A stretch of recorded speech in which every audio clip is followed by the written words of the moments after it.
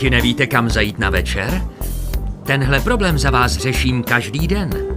Přes den chodím ulicemi a vyhledávám pro vás vše, co ještě můžete zažít. Rezervuji pro vás místa v divadlech, kinech, vinárnách, kavárnách či restauracích. Vyhledávám zajímavé koncerty a sportovní utkání.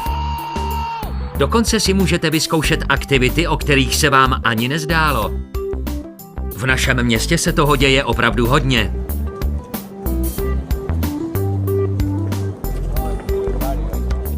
A já jsem tu od toho, abych vše našel a vy si mohli rychle vybrat.